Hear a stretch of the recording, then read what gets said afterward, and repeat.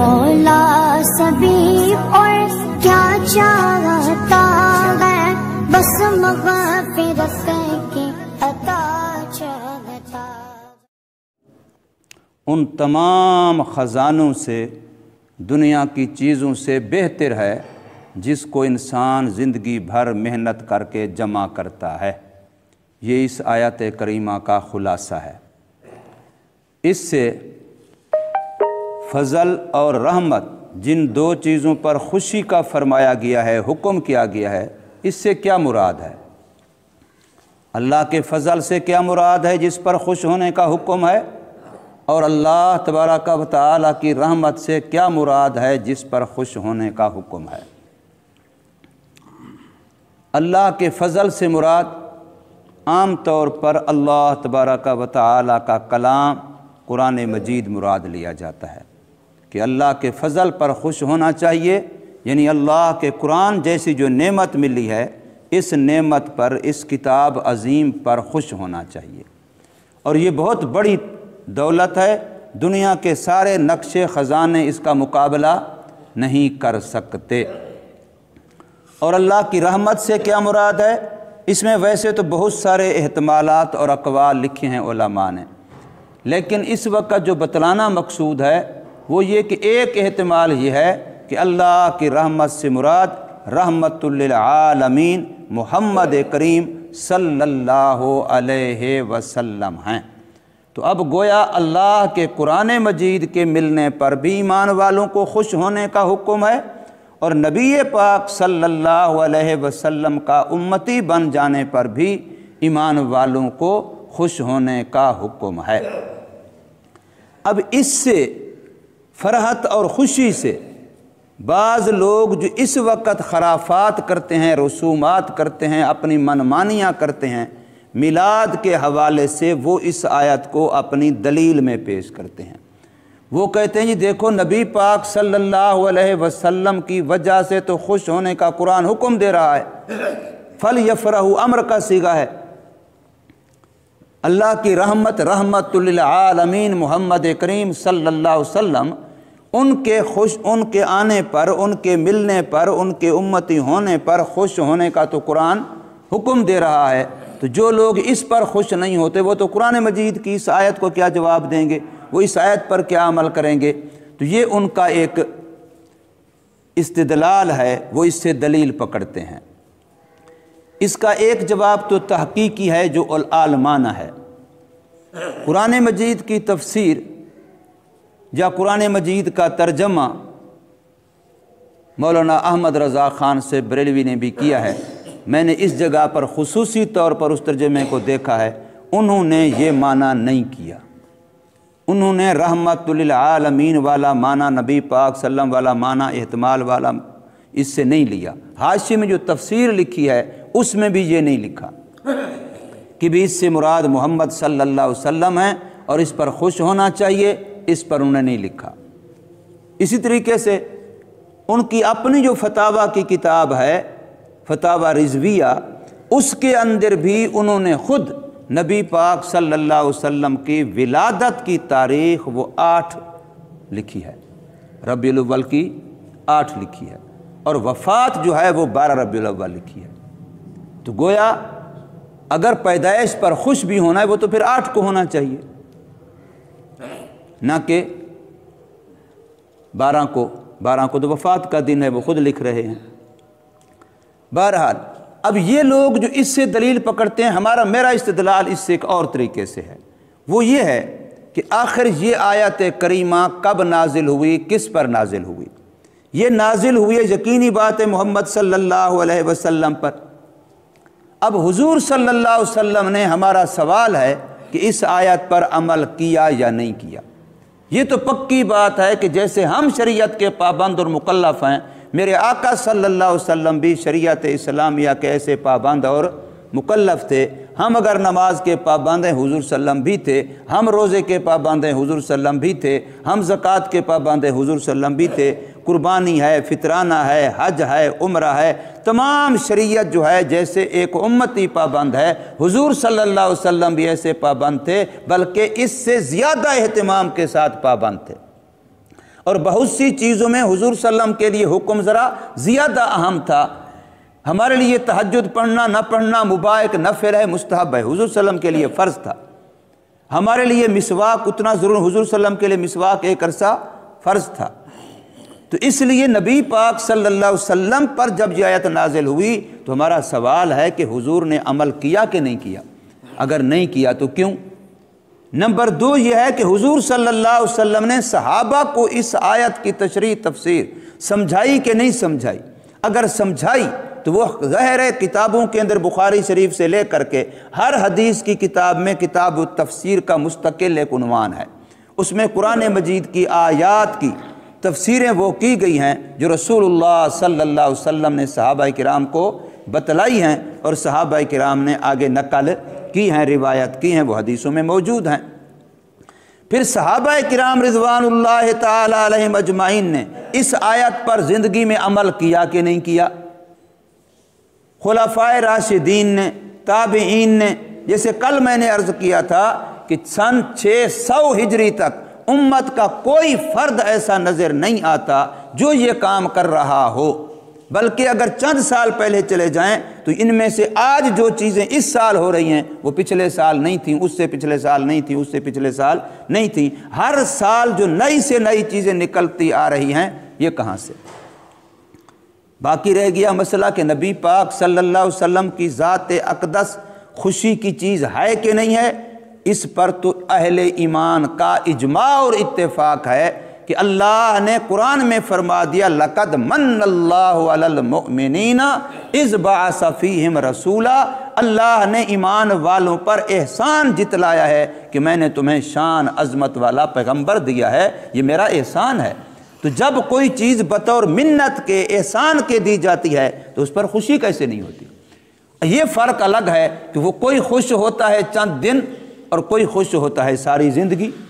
اب جو ساری زندگی روزانہ خوش ہے اس کو کہتے ہیں یہ خوش نہیں ہوتا، خوشی نہیں مناتا، اور جو چند دن خوش ہوتا ہے اس کو کہتے ہیں ہاں یہ مانتا ہے، یہ خوشی مناتا ہے۔ اور پھر اس میں ایک نقطہ اور ہے، ایک ہے منانا، ایک ہے اپنانا۔ ہمیں کہیں بھی منانے کا حکم کسی بھی چیز کا نہیں ہے۔ ہم نماز پڑھے نہیں، نماز کو منا لیں، چلو جی نماز کا وقت ہو گیا، چلو تھوڑی سی گھر کے اندر ہم رقص کر لیتے ہیں، جھنڈی اٹھا کے تھوڑا سا وہاں پھر لیتے ہیں، جو نماز کا وقت ہو گیا، خوشی کی بات ہے جی ماشاءاللہ ہمیں صبح کی نماز کا وقت مل گیا، صحت و سلامتی کی حالت میں مل گیا۔ ہسپتال میں پڑے ہوتے، بیمار ہوتے، پھر کیا بنتا؟ اللہ کا شکر کرو، اللہ نے صبح کا نماز کا وقت صحت کی حالت میں دے دیا، لہٰذا جھنڈی اٹھاؤ، گھر کے اندر 2-4 منٹ رقص کر لو، اس کے بعد سو جاؤ، نماز کو منا لیا تم نے۔ نماز پڑھو نہیں، منا لو۔ زکوٰۃ کو ادا نہ کرو، بس زکوٰۃ کا اللہ نے مال دیا ہے ماشاءاللہ نصاب ہے، اور اس کو منا لو، تھوڑی خوشی کر لو، اس کے بعد ٹھیک ہے۔ حج کو کرو نہیں، حج کو منا لو۔ تو کوئی اسلام کے اندر ایسا ایک عمل تو بتایا جائے کہ سنت پر عمل تو کرنا نہیں ہے اور منا لینا ہے۔ تو اپنانا سنت پر عمل کرنا ہے، اور منانا یہ عیسائیت کا شیوا ہے، یاد رکھیے۔ عیسائی کرسمس مناتے ہیں اور عیسیٰ علیہ السلام کی زندگی ان کے اندر بالکل نہیں ہے۔ عیسیٰ علیہ السلام والی شریعت اور دین ان کے کاروبار میں نہیں ہے، ان کی زندگی میں نہیں ہے، حتیٰ کہ ان کے چرچ میں بھی نہیں ہے، عبادت گاہ میں بھی نہیں ہے۔ بالکل آزاد ہو چکے ہیں شریعت سے، لیکن سال کے بعد اپنے نبی کا دن منا لیتے ہیں۔ جیسے شیعہ، کربلا والوں کا ایک عمل بھی ان کے پاس نہیں ہے۔ خود کہتے ہیں کہ حضرت حسین رضی اللہ تعالی عنہ نیزے پر بھی ان کا سر قرآن پڑھ رہا تھا، یہ خود کہتے ہیں، لیکن خود قرآن کو مانتے اور پڑھتے بالکل نہیں ہیں۔ اسی طریقے سے کہتے ہیں کہ آخری وقت بھی حضرت امام حسین رضی اللہ عنہ سجدہ کر رہے تھے، نماز کا اہتمام کر رہے تھے، اور ان کے ہاں نماز نام کی کوئی چیز نہیں ہے۔ تو وہ بھی اپناتے نہیں ہیں، مناتے ہیں۔ تو پھر اگر منانا ہے تو پھر منانا تو شیعہ بھی مناتے ہیں، عیسائی بھی مناتے ہیں، اور اسلام منانے کا نہیں کہتا، اسلام اپنانے کا کہتا ہے۔ پھر یہ کہ عید کا لفظ جو بولا جاتا ہے یہ تو بالکل من گھڑت ہے۔ حدیث پاک صراحتاً صاف ہے کہ اسلام میں 2 ہی عیدیں ہیں، اور یہ عیدوں کے خطبوں کے اندر وہ حدیث پڑھی جاتی ہے۔ عید نماز کے بعد جو عید کا خطبہ ہوتا ہے عربی میں، اس میں باقاعدہ یہ حدیث خطبے کے اندر لکھی ہوئی ہے کہ بھی عیدیں 2 ہی ہیں۔ बुखारी शरीफ, इमाम बुखारी रहमतुल्लाह तआला ईद उल अज़हा ईद उल फित्र, इमाम मुस्लिम रहमतुल्लाह तआला अलैह ईद उल अज़हा ईद उल फित्र। इसी तरीके से फ़िक़्ह की कोई किताब देखें, हदीस की कोई किताब देखें, ईद उल अज़हा का उन्वान भी मौजूद है, ईद उल फित्र का उन्वान भी मौजूद है। अगर तीसरी कोई ईद इस्लाम में होती तो कम अज़ कम उसका तज़किरा भी कोई मुहद्दिस तो करता, कोई फ़क़ीह तो करता, किसी दीन की किताब में तो उसका उन्वान होता कि ये भी ईद है, लेकिन कहीं नहीं है। बाकी ये कहना अकली तौर पर, अच्छा जी अपना बेटा खुश हो जाए तो खुशी मनाते हो, नबी की खुशी नहीं मनाते हो, क़यामत में जवाब दोगे। नबी के पैदा होने पर तुम खुशी नहीं मनाते हो, अपना बेटा पैदा हो जाए तो खुशी मनाते हो, नबी की पैदाइश पर कोई दावतें करे तो फतवे लगाते हो, खुद अपने बेटे की पैदाइश पर तो दावतें करते हो। अब ये कोई कुरान है, ये हदीस है, ये तो महज अक़लियात हैं। हम में से कौन है जो अपने बेटे के पैदा होने पर खुशी करने को दीन कहता हो और जो खुशी न मनाए उसे बेदीन कहता हो? कायनात में कोई आदमी आपने ऐसे देखा? अपने बेटे के पैदा होने पर दावत करने को दीन कहता हो और दावत न करने वाले को बेदीन कहता हो, कभी आपने कोई देखा? मसला तो ये नहीं है कि हम तुम ये करो या ना करो, बेशक करो, लेकिन दीन के नाम पे ना करो। बहुत सारे लोग और भी खराफात कर रहे हैं, हमारा किसी से कोई सरोकार नहीं है। मसला ये है कि जब तुम दीन में इजाफा करोगे, हम दीन के चौकीदार हैं, हम ज़रूर बतलाएंगे कि ये बिदअत है। अगर कोई मेरे बाप की तौहीन करे, मेरे बाप के नाम पे गलत काम करे, मुझे आराम नहीं आएगा, मेरी गैरत जोश मारेगी। तो फिर मेरे नबी के नाम पे कोई बेदीनी करेगा तो मेरी नबी से मोहब्बत मुझे आराम नहीं करने देगी। नबी से मोहब्बत यही है कि इन खराफात के खिलाफ आवाज़ उठाई जाए। एक आदमी ने कल मुझे कहा, मैंने जो कल का बयान था वो सेंड किया, तो एक आदमी पता नहीं कौन था, कहाँ से था, कि जी ये तो फ़िरका वारियत है और हम काम कर रहे हैं अन निकाह मिन सुन्नती। निकाह में इस वक्त बड़ी खराफात हो चुकी हैं, जहेज़ का मसला हो चुका है, फ़लाँ हो चुका है, बच्चियों की शादियाँ नहीं होती, अरसा गुज़र गया, ज़िना आम होता जा रहा है इसकी वजह से। तो मैंने उसे कहा आपको सारे दीन में से एक निकाह वाली सुन्नत में जो ख़राबियाँ थीं वो नज़र आई हैं, और हमें सारे दीन की सुन्नत में जो ख़राबियाँ हुई हैं वो नज़र आ रही हैं। ज़ाते नबी के नाम पर जो खराफात की जा रही हैं उसके ख़िलाफ़ बात करना तो फ़िरका वारियत है, और एक सुन्नत नबी के नाम पर, निकाह के नाम पर जो खराफात हो रही हैं उसके ख़िलाफ़ काम करना ये क्या है? फ़िरका वारियत नहीं है, और ये बड़ा इंसानी खिदमत है। कैसी अजीब बात है। निकाह तो नबी पाक सल्लल्लाहु अलैहि वसल्लम की बतलाई हुई सुन्नतों में से एक सुन्नत है, उसको भी वाकई सुन्नत के मुताबिक होना चाहिए। खराफात और बिदात और रसूमात उसमें भी नहीं होने चाहिए। लेकिन निकाह की फ़िक्र है तो ज़ाते नबी की फ़िक्र उतना नहीं होनी चाहिए, उससे हज़ार हाँ गुना ज़्यादा होनी चाहिए कि सरकार मदीना सल्लल्लाहु अलैहि वसल्लम की ज़ाते अक़दस जो फरमा रहे हैं कि मैं रसूमात को मिटाने आया हूँ, मैं जहलियत की रसूमात को ख़त्म करने आया हूँ। अब उनके नाम अक़दस पर, उनके मुक़द्दस नाम पर, उनके पाक नाम पर अगर हम अपनी मनमानी करें, अपनी खराफात करें, और अब तो मामला पता नहीं कहाँ तक पहुँच गया है। ईद नमाज़ें पढ़ी जा रही हैं, ईद मुबारकबादें दी जा रही हैं, घरों में खाने पका करके ईदियाँ पहुँचाई जा रही हैं, ईद के नाम पे सूटें ख़रीदे जा रहे हैं कि ईद मिलादुन्नबी आ रही है। तो भाई ये ईद शरीयत में तो 1400 साल की तारीख़ में कहीं नहीं मिलती, तो फिर दीन तो ना बनाओ ना। वैसे हिंदू की बहुत सारी रस्में हैं, सिखों की बहुत सारी रस्में हैं, तुम्हारी भी एक रस्म सही, रस्म को रस्म की हद तक रखो, कोई हर्ज नहीं है। जब रस्म उधर रस्म अगर है तो उस पर सवाब नहीं है, और अगर सवाब है तो फिर रस्म नहीं है। ये एक अजीब सी बात हो रही। जैसे कल मैंने अर्ज़ किया कि मशअल बरदार जलूस निकाले जा रहे हैं, अब ये कोई नबी पाक सल्लल्लाहु अलैहि वसल्लम की तौहीन नहीं है, आपके मिशन की नफ़ी नहीं है। आप सल्लल्लाहु अलैहि वसल्लम ने ज़िंदगी भर जो आग से बचाने की मेहनत की है उसके ख़िलाफ़ नहीं है। ये बहुत बड़ी जसारत है, बहुत बड़ी जसारत है। اور اس وقت علماء کا صرف خاموش رہنا یہ بھی بڑا مسئلہ ہے، اسی مصلحت کی بنا پر کہ جی اگر ہم آواز اٹھاتے ہیں تو وہ کہتے ہیں کہ یہ تو نبی کے گستاخ ہیں، یہ تو نبی پاک صلی اللہ علیہ وسلم کی ولادت پر خوشی کے منکر ہیں۔ عجیب سے عجیب باتیں سننے پڑھنے دیکھنے کو ملتی ہیں۔ ڈھول بجایا جا رہا ہے اور ایسی شبیہ بنائی جاتی ہے کہ جی یہ بچہ ہے اور یہ حلیمہ دائی ہے اور یہ اونٹنی ہے، بچہ ہاتھ میں ہوتا ہے، عورت ہوتی ہے، اونٹنی ہوتی ہے، اونٹنی پر بٹھایا جاتا ہے۔ اب یہی شبیہ، یہی اسی کو کارٹون کہتے ہیں۔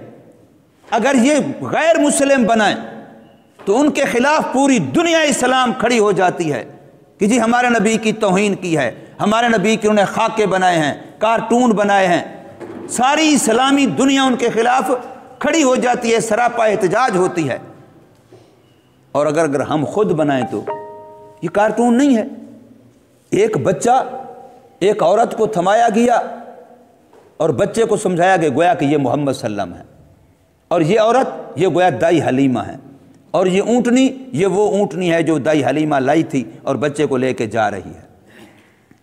یہ بہت بڑی توہین ہے نبی پاک صلی اللہ علیہ وسلم کی۔ جیسے کل میں نے عرض کیا کہ شیعہ اہل بیت کی محبت کا نام لے کر کے اہل بیت کی سب سے بڑی توہین کرتا ہے، یہ بھی نبی پاک صلی اللہ علیہ وسلم کی ولادت اور محبت کا نام لے کر کے نبی پاک صلی اللہ علیہ وسلم کے مشن کی بھی نفی کی جا رہی ہے اور آپ صلی اللہ علیہ وسلم کی ذات کی حیرت انگیز انداز سے توہین کی جا رہی ہے۔ اس لیے اس سے بچنا اس وقت کی بہت بڑی ضرورت ہے اور جہاد ہے، اس لیے کہ فضا ایسی بنائی گئی ہے، فضا ایسی بنائی گئی ہے کہ جو اس کام کو نہ کرے، جو شریک نہ ہو، وہ کہ وہ گستاخ ہے رسول صلی اللہ علیہ وسلم کا۔ ہم نے فضا ایسی بنا دی، حالانکہ حضور صلی اللہ علیہ وسلم کی ولادت، آپ صلی اللہ علیہ وسلم کی آمد، اس پر خوشی ایمان کا حصہ ہے، لیکن خوشی کا معنی کیا ہے؟ خوشی کا معنی اپنانا ہے، خوشی کا معنی منانا نہیں ہے۔ خوشی کا معنی یہی محرم، حضور صلی اللہ علیہ وسلم کی اپنی زندگی میں کتنی مرتبہ گزر، یہ بنا ربیع الاول، یہی ربیع الاول ابو بکر صدیق رضی اللہ عنہ کو دور خلافت میں، یوں اگر گنتے چلے جائیں امام ابو حنیفہ رحمہ اللہ، جو ہم سارے حنفی ہیں، ان کی زندگی میں کتنی مرتبہ گزرا، دیگر ائمہ کی، خود امام بخاری رحمہ اللہ، امام مسلم، امام ترمذی، امام ابو داؤد، امام نسائی، امام ابن ماجہ، سیاستہ والے، اس کے علاوہ ان کے دور میں کتنی مرتبہ گزرا، کسی ایک کو یہ محبت نظر نہیں آئی۔ ان پر تو کسی نے گستاخی کا فتویٰ نہیں لگایا، کسی جھنڈیاں نہیں لگائی تو نے تم گستاخ ہو، بتیاں نہیں لگائی تم نے تم گستاخ ہو۔ اگر انہوں نے نہیں لگائی، وہ گستاخ نہیں ہوئے، تو آج بھی ہم نہیں لگاتے، ہم گستاخ نہیں ہیں۔ جنہوں نے لگائی ہیں وہ اپنی فکر کریں کہ سارے صحابہ کی بھی مخالفت، دور نبوت کی بھی مخالفت، تابعین کے زمانے کی بھی مخالفت، مجتہدین کے زمانے کی بھی مخالفت، محدثین کے زمانے کی بھی مخالفت، تمام اولیاء اللہ کے طریقے کی بھی مخالفت، تو پھر کس کے ساتھ ہوں گے وہ؟ سوائے اس کے کہ نفس کے ساتھ ہیں۔ اور یہ آیت جو ہے اس سے بھونڈا انداز ہے۔ میں نے عرض کیا آپ کو کہ اس پر باقاعدہ میں نے پڑھا کہ امام احمد رضا خان بریلوی بھی یہ معنی، یہ مطلب، یہ تشریح نہیں کرتا جو ان کا جاہل مولوی چوک چوراہے پہ کھڑے ہو کے کرتا ہے، اور وہ لوگوں کو کہتا ہے کہ یہاں تو خوشی کا حکم ہے، قرآن مجید میں ہے، اور یہ دیکھو یہ لوگ نہیں کرتے۔ اللہ تبارک و تعالی ہمیں سمجھ نصیب فرمائے اور عمل کی توفیق عطا فرمائے۔